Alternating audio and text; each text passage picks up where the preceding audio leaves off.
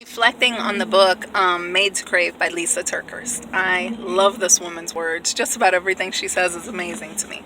Well, one of the things that she said in the book, at the chapter where I am right now, is that she would like us to replace lies with truth. So one of the lies that my mind tells me is eat, have a snack before you sit down to work because you know you're going to be interrupted by hunger. Okay, that makes sense. Only, what if I'm not hungry right now, but I'm eating just so that I don't get interrupted by hunger? Then I'm eating too much. I'm going to be sluggish. I'm going to feel that, that brain fog and that feeling that you just don't want to do anything now. You're tired, you've done enough, it's time to stop, okay? That's the feeling that I'm going to have.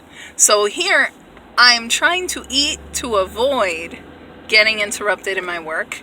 And chances are I'm not even going to be able to sit down and enjoy my work because I'm trying to overstuff a body that is not hungry in order to avoid it being hungry, which means I'm going to end up needing a bathroom break anyway, or not wanting to focus on anything that I'm doing because I feel yucky.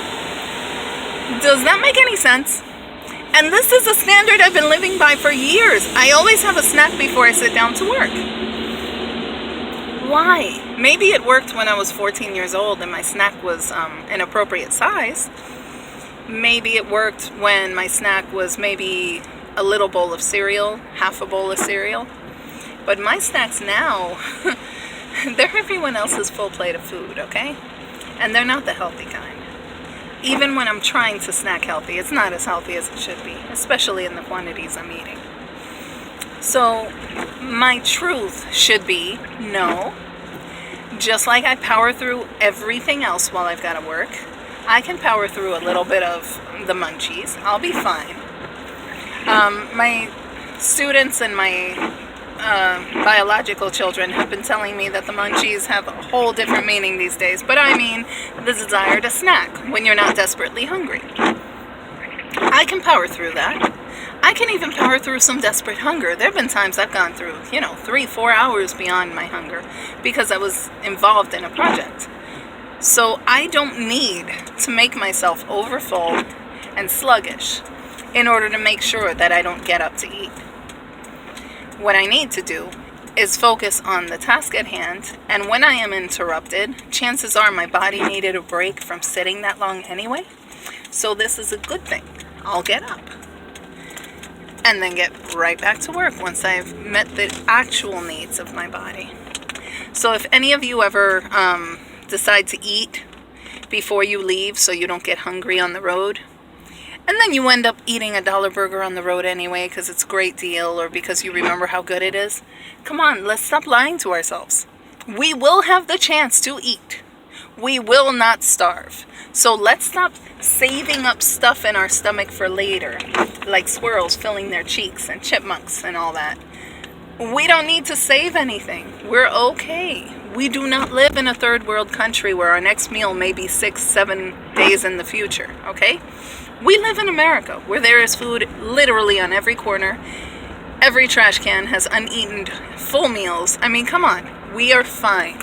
We can survive without this extra snack before we go out the door. That's one of the things that I've been thinking of lately. The other one is, it's a special occasion.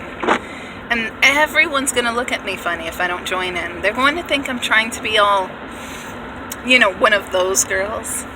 My students would call it being bougie, thinking, oh yes, I can't eat that. You see, it'll go straight to my hips. Well, you don't have to say it in that accent or explain in detail. You could just say, I'm sorry, I'm not in the mood right now. I hope you didn't go to any trouble. And if they insist you eat, then maybe you'll have a decent portion. But chances are they'll say, okay. Most people's entire self-identity is not wrapped up in whether you eat what they present before you. Another thought is, I've had a hard day, I deserve this. Guys, we've had a hard life. We deserve to be healthy, happy, whole, to feel like people again, instead of big cushy objects that can't move, can't breathe, can't walk, can't You know how many times you and I both have probably put off getting off the couch just because we don't want to move? Okay? Because it's going to hurt somewhere or feel uncomfortable somewhere or something's just, we're going to be reminded of our size and weight. So no, we don't have the right to overeat. We have the right to finally take care of ourselves and do what's right. I know I sound like I'm complaining, but honestly, no. I just feel it so strongly that we have the right to live better.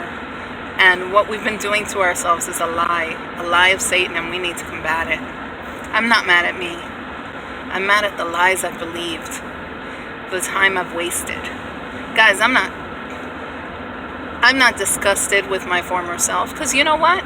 She made mistakes just like I will. And my future self will make mistakes too. And we need to give each other grace. I need to give this woman in this skin, myself, as much grace as I would give a best friend. I would never tell my best friend while looking at her, "You are disgusting." My best friend is gloriously beautiful to me. I'm sure your best friend is to you too. You would never dream of doing such a stupid thing.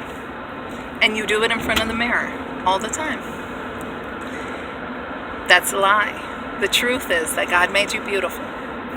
And you will get back to putting forth effort to let that beauty shine on the outside just as much as it's learning to shine on the inside, as you treat yourself and others with respect, with dignity, with kindness, and with compassion. Give yourself some mercy today and do your best. But don't kill yourself if it's not perfect.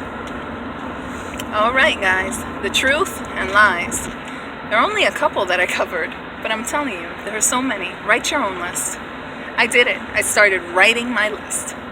So now it's time for you to get to work on yours. Okay? Bye-bye.